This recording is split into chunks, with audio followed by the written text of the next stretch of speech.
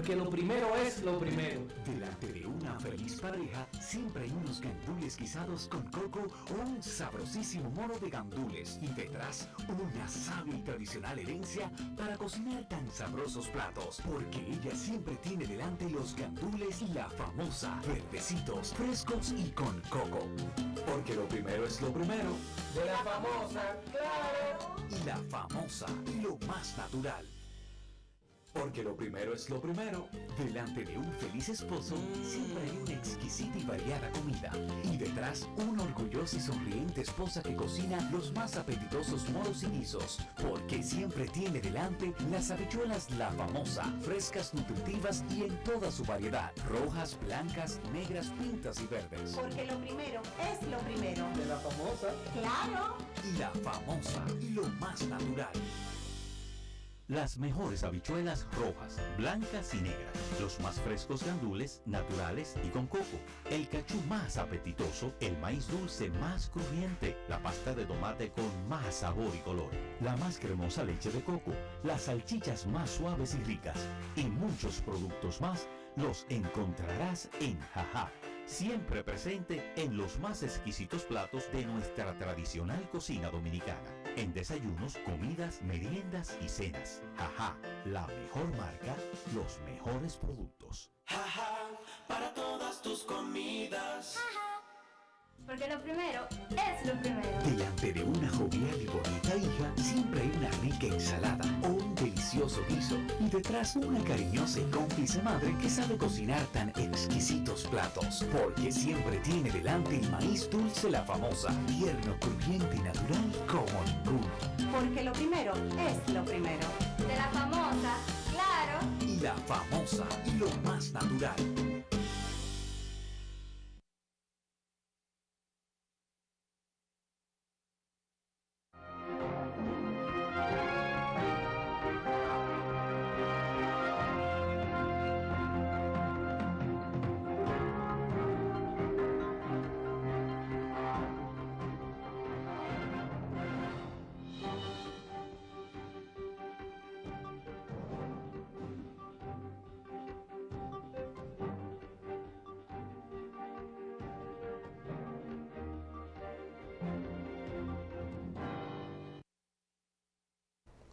Buenas noches, amigos televidentes.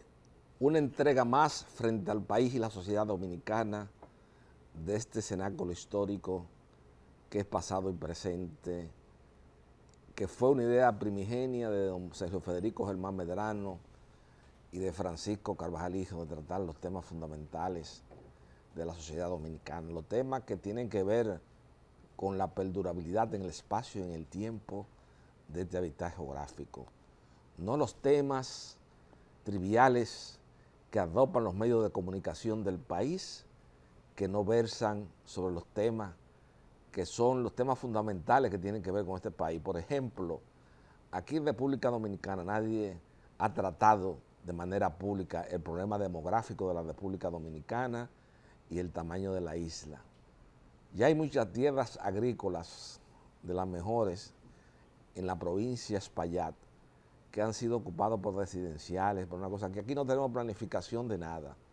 Entonces, yo en este introito que siempre acostumbro a hacer al inicio de pasado y presente frente al país y la sociedad dominicana, no me voy a referir al show que se acaba de montar en el país con el apresamiento del hijo de Guillermito Gómez. Yo no me voy a referir porque ahí hay muchos intereses encontrados y hay muchas cosas que no se ven, que son más importantes que las que se ven. Aquí hay pugna entre los depredadores de los fondos públicos del país. Francisco Carvajal Hijo nunca ha cobrado 10 pesos en ningún gobierno, en la apertura y la democracia, ni mi padre tampoco. Pero no ha sido porque no hemos tenido la oportunidad, sino que ha sido por una decisión personal que siempre me recuerda esa noche en la última entrevista que le realizó don Jackie Núñez Risco a Francisco Carvajal Martínez. En ese programa de noche le manifestó que él sentía una profunda admiración por mi padre porque había sido un hombre coherente totalmente en su vida pública desde la muerte de Trujillo hasta la época que se convirtió en un fenómeno en la televisión dominicana. Aquí la política, como se ha convertido en un medio de movilidad social. Aquí las ideas políticas en Santo Domingo no se discuten.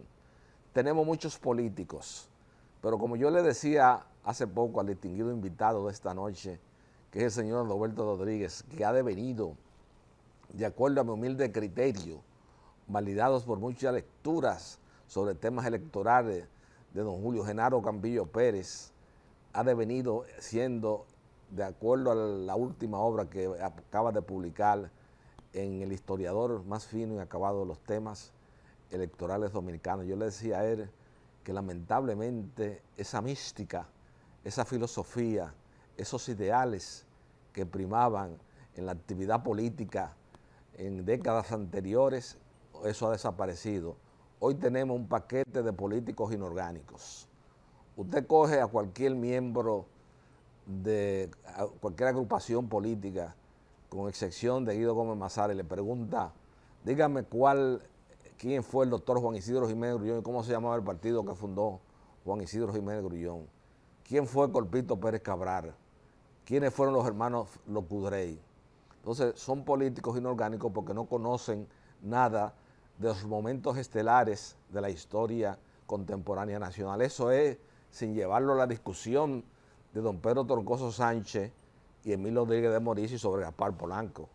No, estamos hablando de temas del ciclo de vida que han tenido ellos en la apertura y la democracia y que lo han convertido ya en su adultez en potenciales candidatos a la presidencia de la República. Yo creo que el país, la sociedad dominicana, debe meditar mucho. El actual señor presidente de la República está haciendo un esfuerzo, pero yo creo, y como le sostuve en una entrevista que le di a Rafael Linares, el patio de Rafael Linares, ayer, yo sostuve la idea y el concepto de que el tema de la reforma constitucional, el tema de la reforma laboral, el tema de la reducción que está incluido en eso, la reducción de los diputados, el tema también que él había planteado del tema de la parte de la reforma laboral, constitucional, y el tema de los partidos políticos. Yo creo que tenía que meditarse más el tema, y hay otros problemas esenciales, como es la reforma fiscal, que es un tema determinante para la sostenibilidad económica de la República Dominicana. Es un tema de mucha importancia para incluso los inversionistas planificarse, y obviamente las finanzas públicas, a pesar de que la actual administración que rige los destinos nacionales entró en un periodo de pandemia a la conducción de los destinos nacionales, yo creo que también se ha abusado un poquito de los préstamos internacionales. República Dominicana, indefectiblemente, por encima de los actores políticos, ha demostrado en la apertura de la democracia que es un país en pleno desarrollo económico. El sector informal de la economía, y uno de los grandes contrastes que va a haber en la reforma fiscal, es que el 60% de la economía pertenece al sector informal.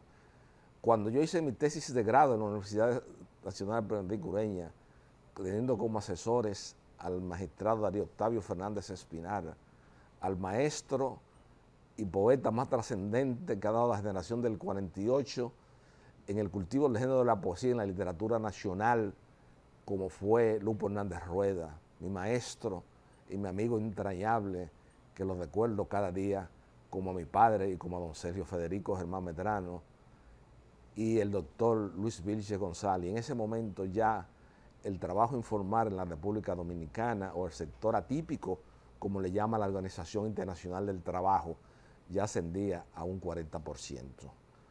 Hay que buscarse asesores, hay que estudiar las cosas con detenimiento.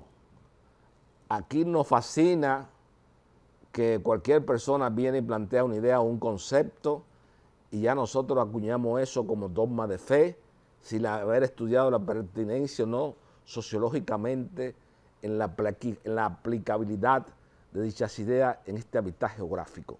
El caso más patético lo constituye el 4% para el Producto Interno Bruto de la educación de la instrucción pública en la República Dominicana, que ha constituido un total fracaso. Ustedes se imaginan que se hubiese hecho esa inversión en obra de desarrollo de infraestructura en este país, cómo estaríamos, en qué estadio de desarrollo social y económico estuviera la República Dominicana. No, pero aquí hay un grupo de gente que se plantea una idea y de una vez se oponen, que esto no va, que esto no puede ser, que esto, que lo otro.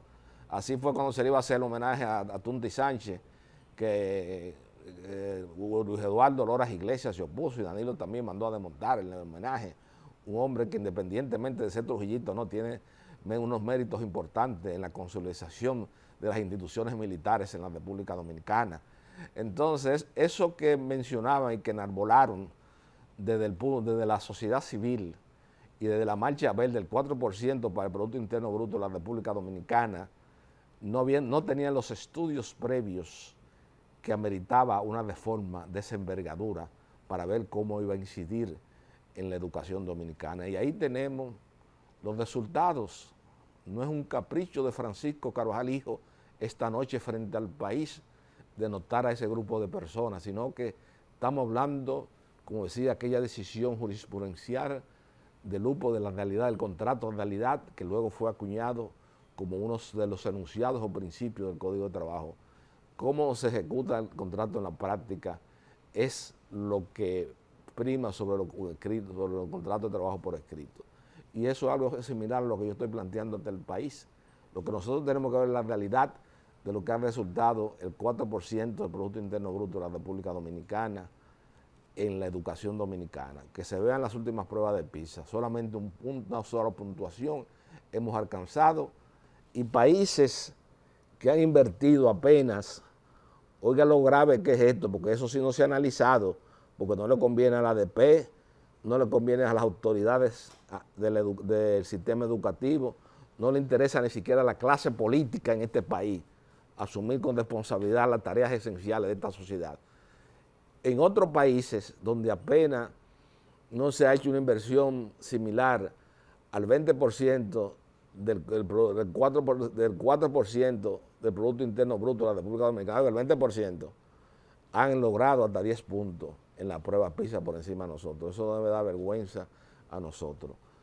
Luego de la primera pausa de pasado y presente esta noche frente al país y la sociedad dominicana, vamos a escuchar la intervención del historiador en temas electorales, Roberto Rodríguez, quien ha hecho unos trabajos de investigaciones muy importantes en los procesos electorales que se han originado en la apertura y la democracia, con muchos datos inéditos, porque lamentablemente aquí, a excepción de don Emilio Rodríguez de Morici, que fue el historiador más abarcador, aquí mucha gente escribe y opina, pero de manera muy superficial, como un diletante. Pero en esta obra y en esas posiciones públicas, en las ideas que ha presentado Roberto Rodríguez sobre los temas electorales y la historia de su evolución en la sociedad dominicana, están bien fundamentados y bien documentados, lo cual le da, como decía, partiendo de una tesis que es muy en boga, de que solamente el que investiga tiene derecho a la palabra, como decía ese líder de la República China, Mao Zedong. Luego de la primera pausa, como reitero una vez más, entraremos en contacto con las preguntas, con las ideas, sobre todo de la última obra de Roberto Rodríguez sobre la historia electoral dominicana.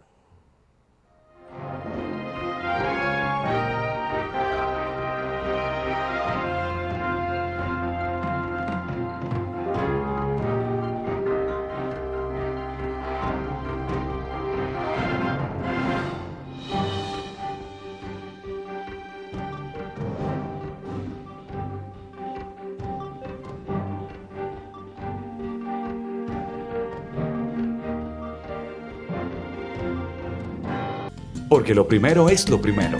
Delante de un alegre y activo hijo, siempre hay una sabrosa hamburguesa o exquisitos hot dogs con papitas y tostones. Y detrás una amorosa y paciente madre que los combina siempre con el apetitoso ketchup La Famosa, por ser natural e insuperable en color y sabor. Porque lo primero es lo primero.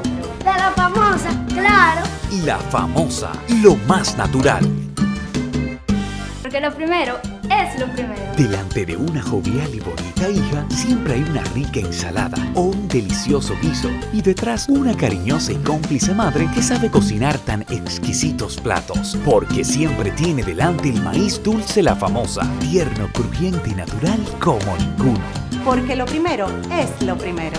De la famosa, claro. Y La Famosa, lo más natural.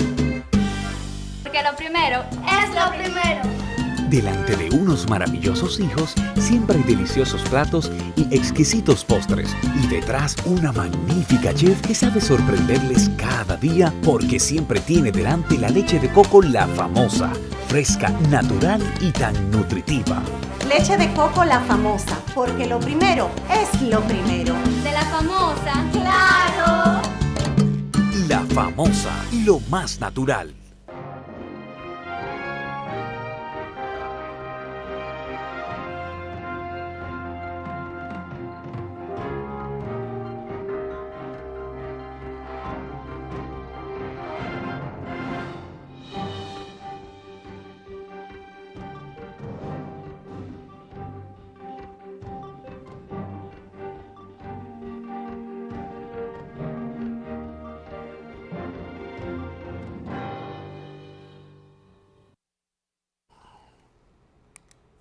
Como habíamos señalado en el introito, en el proemio de pasado y presente, se encuentra esta noche con nosotros el historiador en temas electorales, don Roberto Rodríguez. Buenas noches, don Roberto.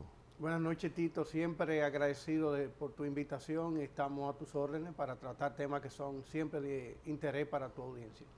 He visto que usted acaba de publicar una obra que es, diríase, que viene a complementar con datos históricos irrefutables los últimos procesos electorales de la República Dominicana, que viene siendo el primer tomo de esa investigación que profundamente usted ha hecho. Yo quiero preguntarle, desde el punto de vista histórico de la evolución del derecho electoral dominicano, ¿qué lección hemos recibido los dominicanos en cuanto a abstención, en cuanto a resultados, en cuanto a la representatividad de los diversos segmentos de la sociedad en el último proceso electoral del año 2004?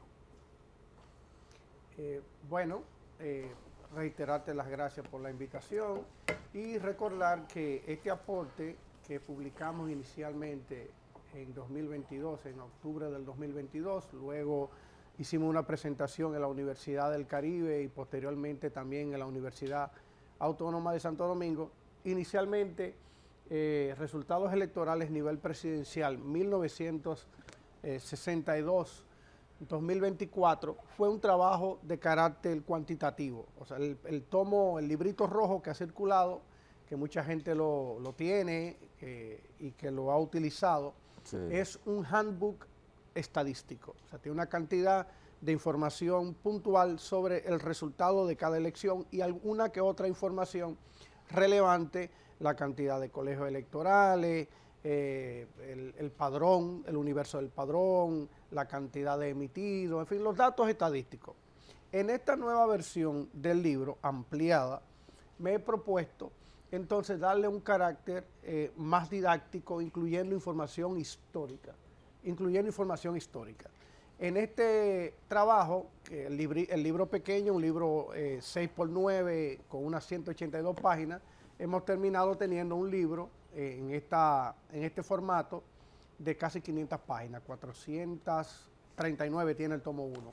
Como es un trabajo tan extenso y lo explico, para lograr este libro tuvimos que revisar toda la prensa de la época, de los dos periódicos fundamentales, Listín Diario y El Caribe, cientos de periódicos que obtuvimos gracias a la generosidad del Archivo General de la Nación en formato digital. En esa primera versión del libro solamente teníamos los datos estadísticos, pero en este libro, que viene en 2 tomos, está disponible desde la semana pasada en Amazon, la versión 1. Desde mi humilde punto de vista, a partir del año 62 y hasta el 2024 hemos tenido 2 ciclos políticos electorales. El primero del año 1962 hasta el año 1994 y el segundo del año 1996 hasta el 2024. ¿Por qué cortar el ciclo en el año 1994? Precisamente con la modificación de la Constitución en el año 1994, con esa nueva Constitución que surgió fruto del Pacto por la Democracia, nuestro sistema, que era mayoritario, anglosajón, de mayoría simple, el que obtenía la mayor cantidad de votos ganaba, pasó a un sistema de balotaje, donde a 2 vueltas, con la regla de que para ganar en primeras se debía obtener el 50% más uno de los votos, o en caso contrario, asistir a una segunda ronda. En el año 94, esta regla, que muchos dicen que fue a la medida de el deseo de que el doctor Peña Gómez no llegara a la presidencia, porque fue por fracción en la primera vuelta que él no obtuvo ese 50%. Y en la segunda vuelta, evidentemente, también fue por un margen no muy amplio, que fue derrotado por el denominado Frente Patriótico. Así, en términos llanos, fundamentalmente la gente joven que está estudiando sociología, ciencias políticas, que está estudiando relaciones internacionales, tiene que conocer, antes que conocer el mundo, cualquier estudioso, antes que conocer el mundo, tiene que conocer su país. Si quiere ser claro, exitoso en lo que hace, claro, porque en cualquier sitio le pudieran preguntar sobre su país, y si ven que no tiene mucha información o tiene carencias sobre su propio país, podrían dudar de su capacidad para analizar el resto del mundo.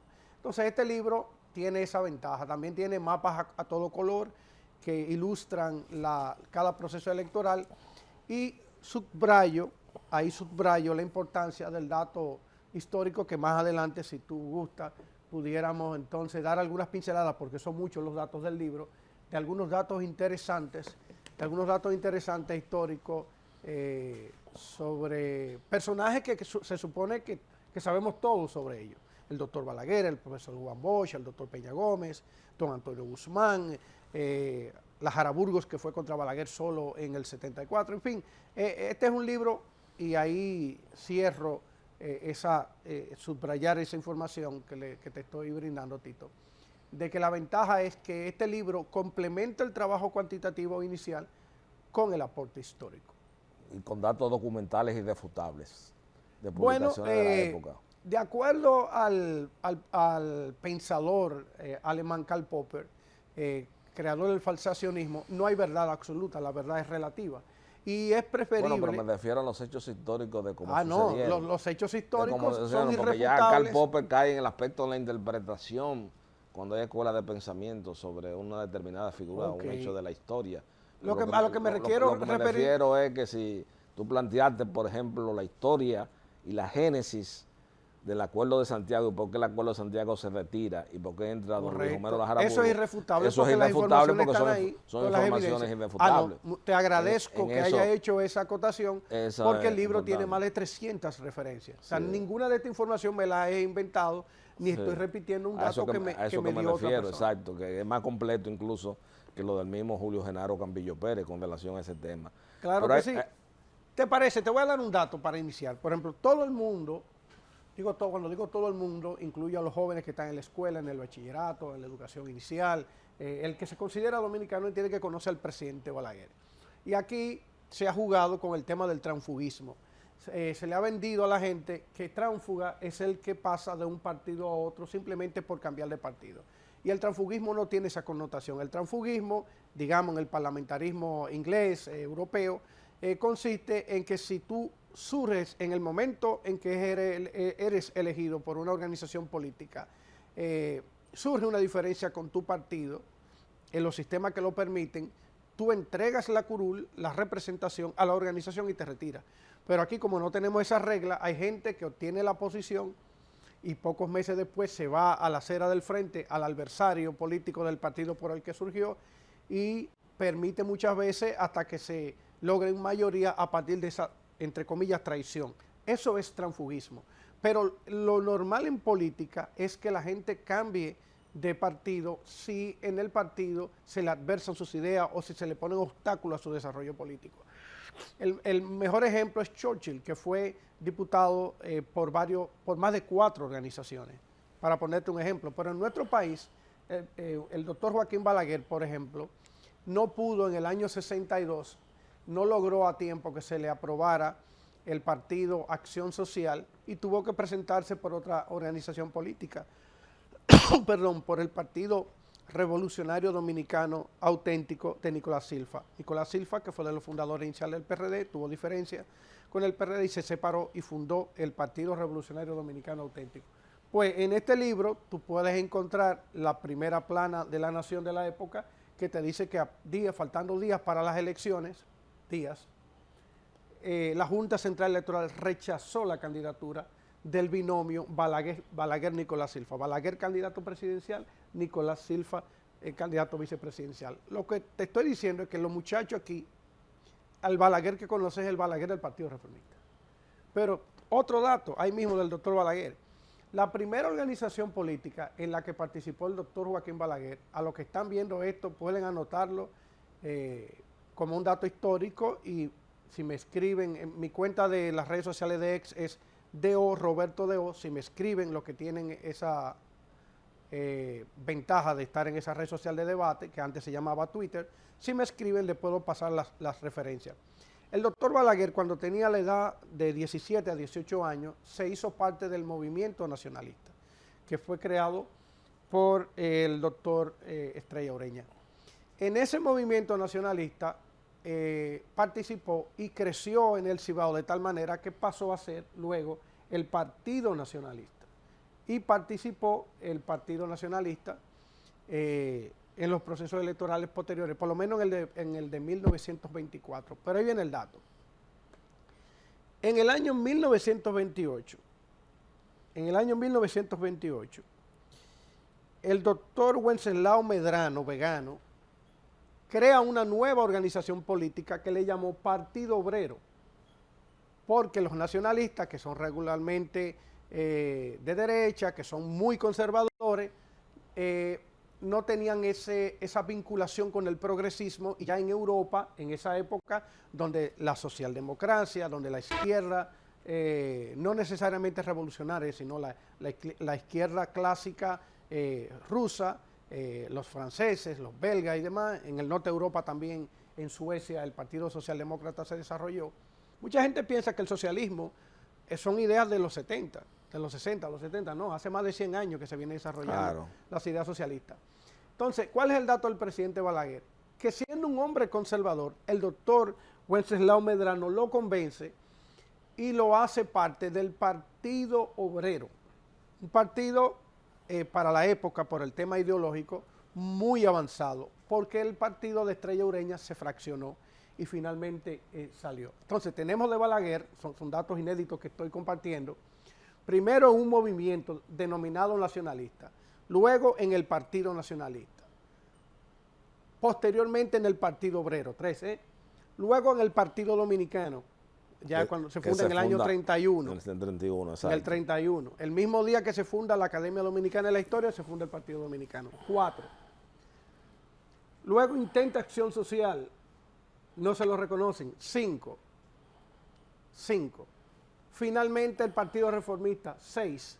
Y el Partido Reformista se fusiona con el Partido Revolucionario Social Cristiano, 7. Vamos a dejarlo en 6. O sea, el doctor Joaquín Balaguer militó en 6 organizaciones políticas.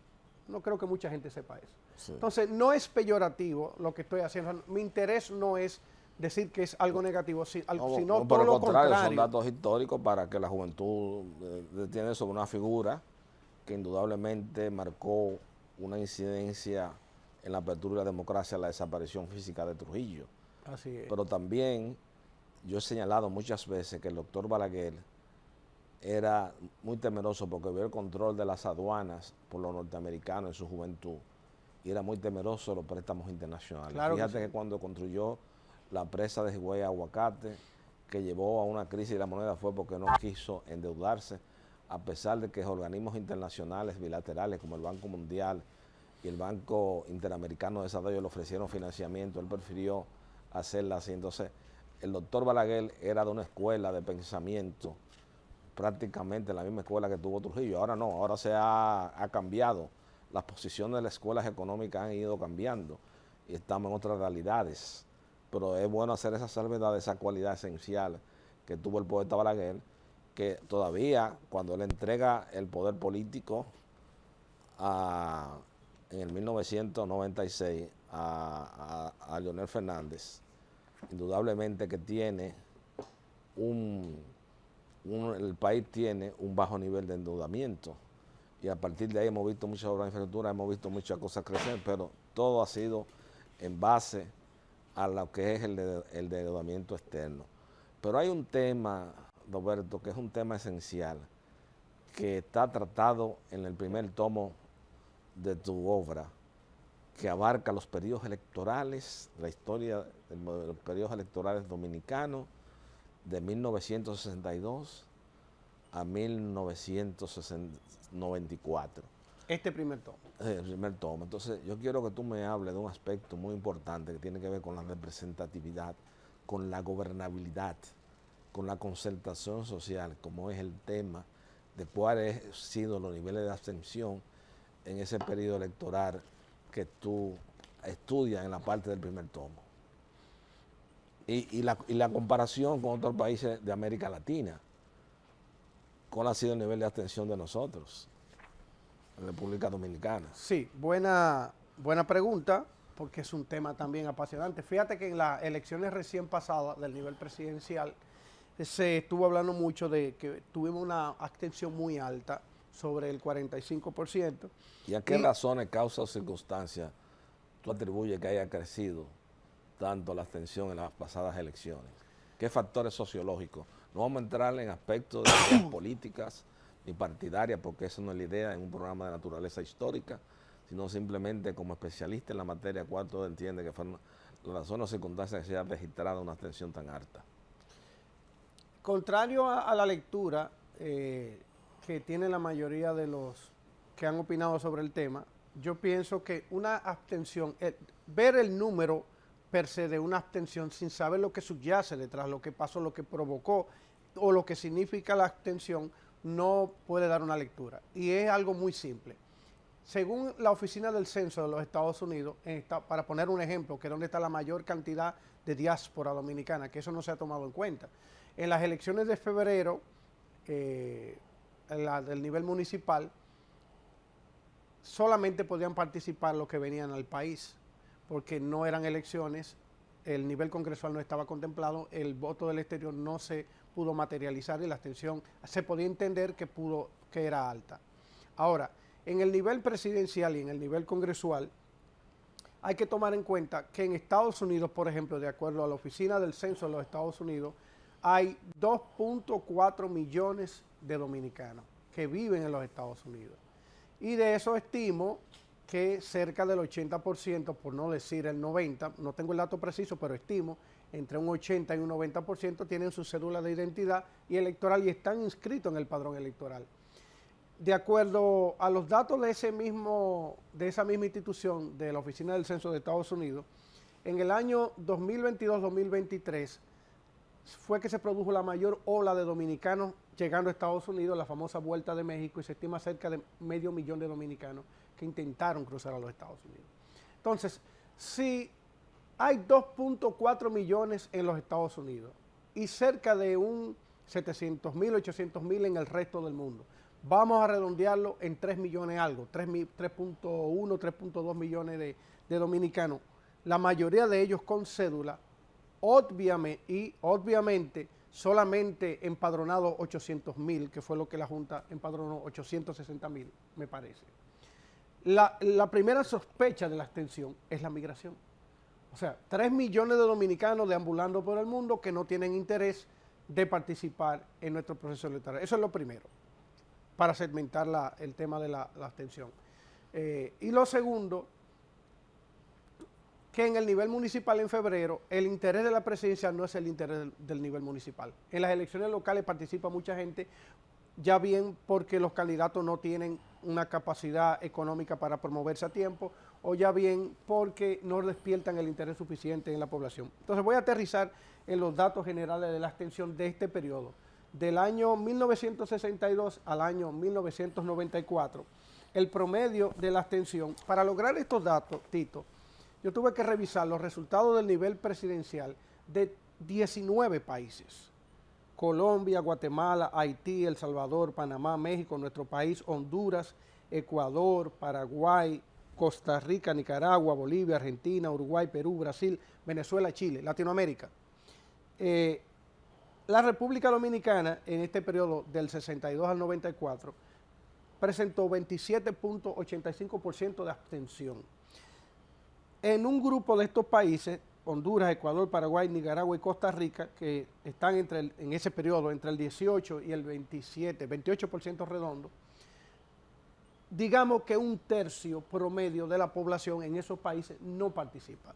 Con una gran participación, Chile, Venezuela, Brasil, Perú, Uruguay, Argentina, y sobre nosotros, con una alta abstención, México, Panamá, El Salvador, Haití, Guatemala, Colombia.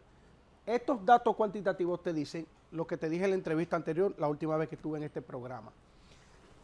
Contrario a lo que se piensa, el dominicano tradicionalmente ha participado en los procesos electorales de manera contundente, porque tiene esa cultura cívica. En otros países la abstención en ese periodo, por ejemplo México, 31%, pero El Salvador 43%, Guatemala 47% y Colombia 53%, promedié todas las elecciones que estudié.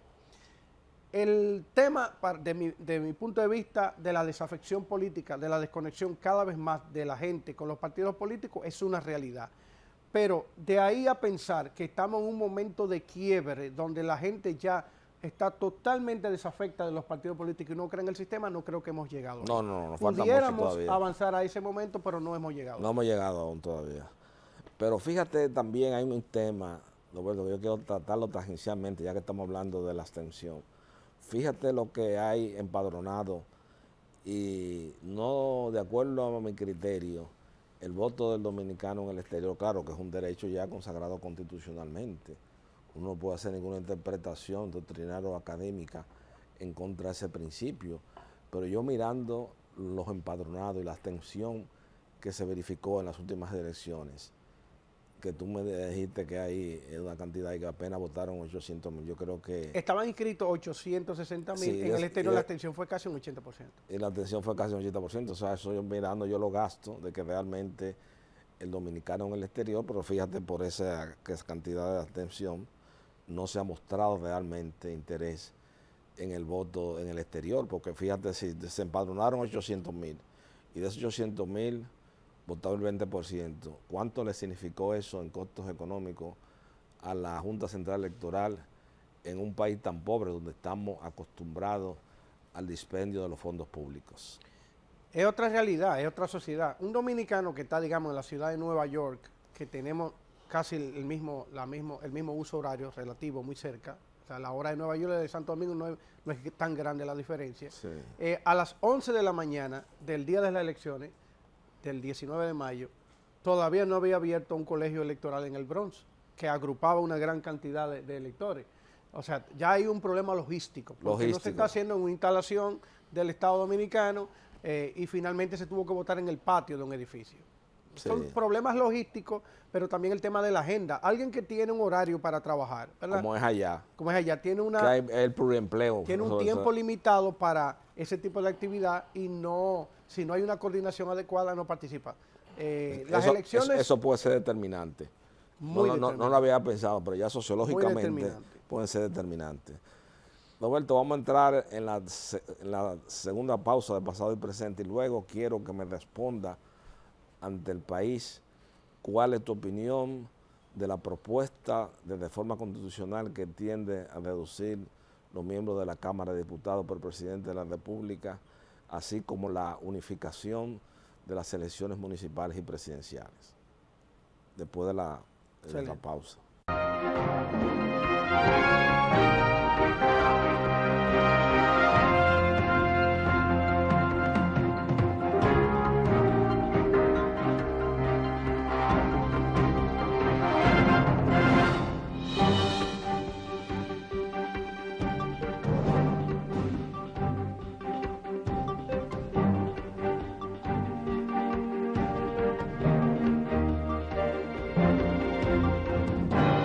Porque lo primero es lo primero. Delante de una feliz pareja siempre hay unos gandules guisados con coco o un sabrosísimo mono de gandules y detrás una sabia y tradicional herencia para cocinar tan sabrosos platos, porque ella siempre tiene delante los gandules La Famosa, verdecitos, frescos y con coco.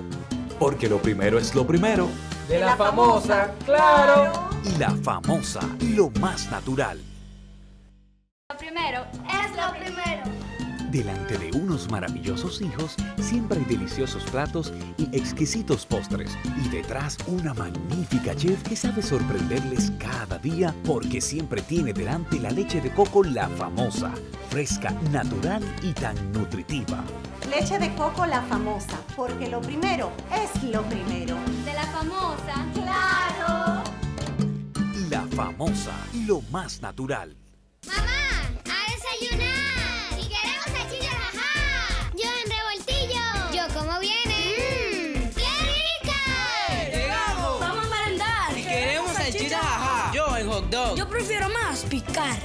¡Exquisitas! ¡Hora de comer ya! ¡Ey! ¡Queremos salchichas, ajá! Yo en un locrio. Yo con salsa y mucho pan. Deliciosas. Y tenemos que cenar. Y queremos salchichas, ajá. Yo guisadas y con fritos. Yo con papas y a la brasa. Nutritivas. Y mañana Dios dirá que queremos salchichas, ajá. Llenas de cóctel, de pollo, de pavo y picantes. Ajá, para todas tus comidas. Porque lo primero es lo primero. Delante de una experta abuela siempre hay un exquisito nutritivo plato y detrás una delicada y dulce madre que los deleita con deliciosas pastas, pescados y guisos tan ricos porque siempre lleva delante la pasta de tomate La Famosa que da sabor y color insuperable. Porque lo primero es lo primero. De La Famosa, claro. Y La Famosa, lo más natural. Porque lo primero es lo primero. Delante de una feliz pareja siempre hay unos gandules guisados con coco o un sabrosísimo mono de gandules y detrás una sabia y tradicional herencia para cocinar tan sabrosos platos, porque ella siempre tiene delante los gandules La Famosa, verdecitos, frescos y con coco. Porque lo primero es lo primero. De la famosa, claro. Y La Famosa, lo más natural.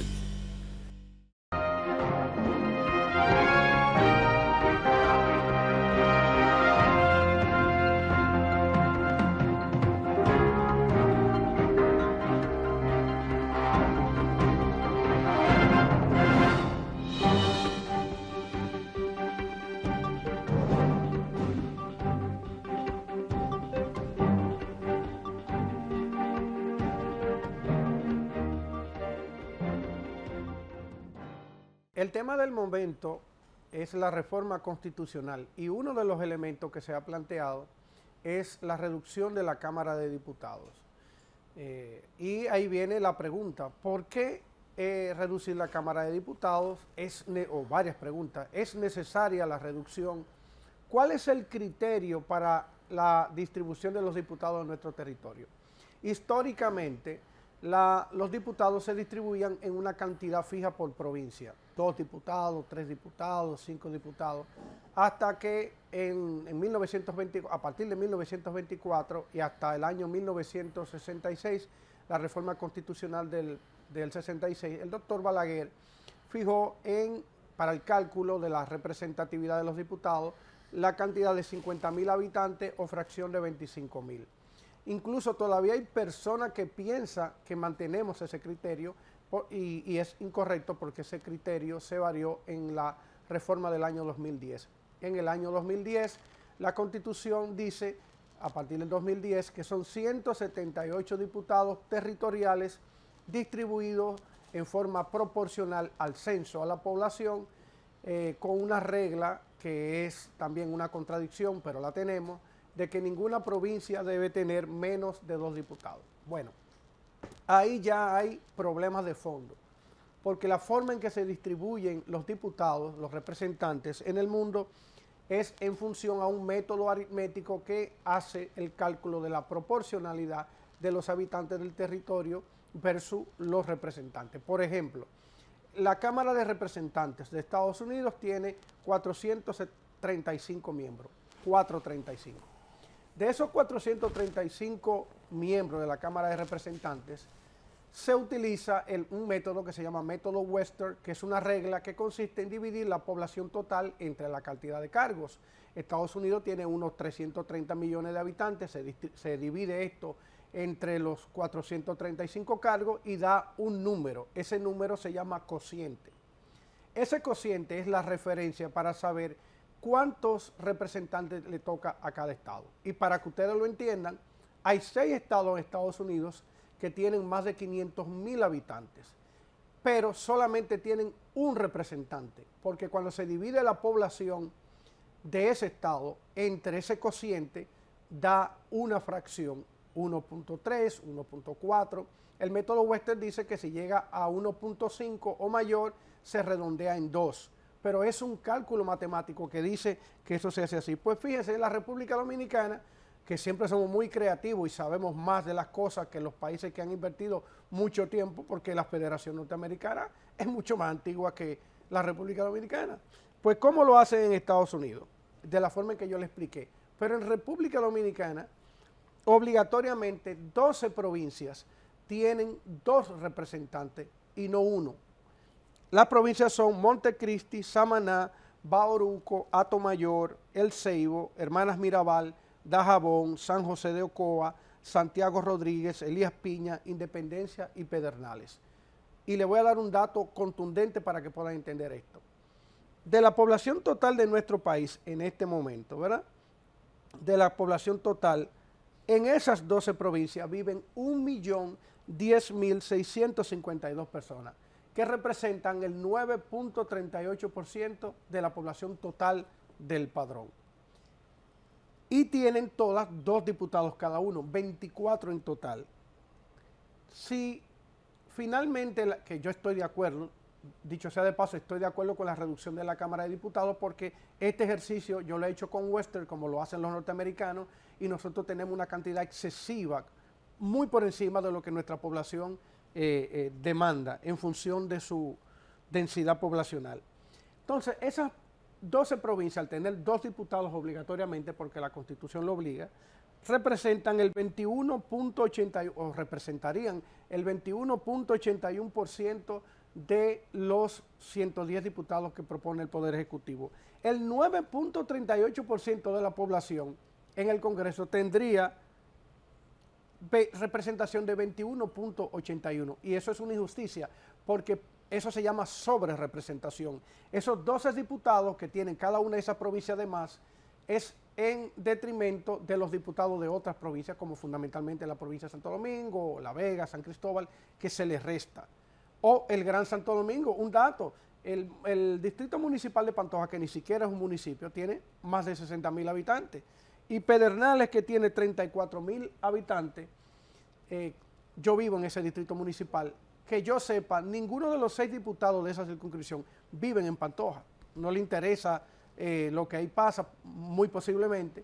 Y Pedernales, que tiene apenas 34,000 habitantes, tiene un senador y tiene 2 diputados. Una pequeña población de 34,000 habitantes tiene 3 representantes en el Congreso, y un núcleo urbano como Pantoja, con más de 60,000, no tiene ni siquiera un diputado que le represente. Y cierro ahí.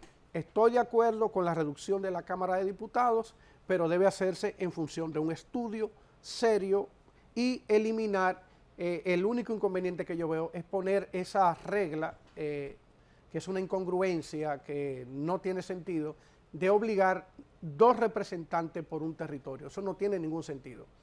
Y el otro aspecto que también es discutible es elevar de 5 diputados nacionales a 20. Tendríamos 15 diputados más que no serían elegidos de manera directa, y también es una distorsión, porque los diputados nacionales en los países que utilizan esta metodología, el diputado nacional viene a corregir la deficiencia de los métodos de cálculo, porque los métodos aritméticos tienen sesgo en la selección. Fíjense que hay diputados, hubieron diputados con 14,000 votos, como José Horacio en la circunscripción 1 del Distrito Nacional, por ejemplo, y otros que no lograron por el método Hon resultar electos, y el diputado nacional en otros países solamente puede accesar al diputado nacional el partido minoritario que no se alía con otra fuerza o que no consigue la representación por un sesgo del método. El diputado nacional se distribuye entre esos partidos, pero aquí no. Aquí se permite que un partido pequeño se alíe con un partido grande y con la sumatoria del mismo partido grande, el escaño que ese partido grande no debería tener, lo sustrae a través de esta regla. O sea que en términos generales estoy de acuerdo con la reducción de la Cámara de Diputados, pero debe hacerse un estudio profundo, ajustado a la normativa internacional y a la razón de la proporcionalidad demográfica. Eso es lo que se debería hacer. Y con respecto al tema de la unificación de las elecciones nacionales y municipales, ya brevemente, ¿cuál es tu opinión? La unificación de las elecciones es un retroceso para nuestra democracia, porque la división de las elecciones vino luego del Pacto por la Democracia, en el entendido de que el arrastre del nivel presidencial, que lo hay, que quizás no se ha medido, que hay que hacer estudios sociológicos para establecerlo, el nivel municipal, cuando una elección municipal se hace el mismo día que la presidencial, por las carencias que ya te había referido, que los candidatos locales no tienen la capacidad ni la maquinaria de marketing para promover, ni la capacidad económica para promover esas campañas de manera masiva como lo hace una candidatura presidencial, un presidente que vaya a promoverse como presidente a un pequeño municipio, a Postre del Río, a Río Limpio, que se vaya a, qué sé yo, a cualquiera de esos pueblos de la frontera o del este donde hayan pequeñas poblaciones, cuando ese presidente se va a promover a su alcalde. Así que yo no estoy de acuerdo con la unificación de las elecciones porque es un elemento que distorsiona la voluntad popular del nivel municipal, porque hay que darle la oportunidad a la gente, ¿verdad?, que tenga sus propios líderes locales y que el candidato presidencial no avasalle esas intenciones. Bueno, Roberto, lamentablemente ya hemos llegado al final del espacio de tiempo de este cenáculo histórico que es pasado y presente. Nos sentimos muy honrados con tu presencia y quiero de manera pública felicitarte por el primer tomo que acaba de publicar en Amazon, que se lo recomiendo. Hágamele por favor un close-up ahí, señor director. Es una obra fundamental, con muchas investigaciones históricas, y yo les recomiendo a los jóvenes dominicanos que la busquen en Amazon, porque aquí tenemos que conocer la historia y la evolución de los procesos electorales en la República Dominicana, y de acuerdo a mi humilde criterio de la lectura de la bibliografía histórica dominicana, y sobre todo en el ámbito electoral, yo creo que es una de las obras más completas que se ha publicado hasta la fecha.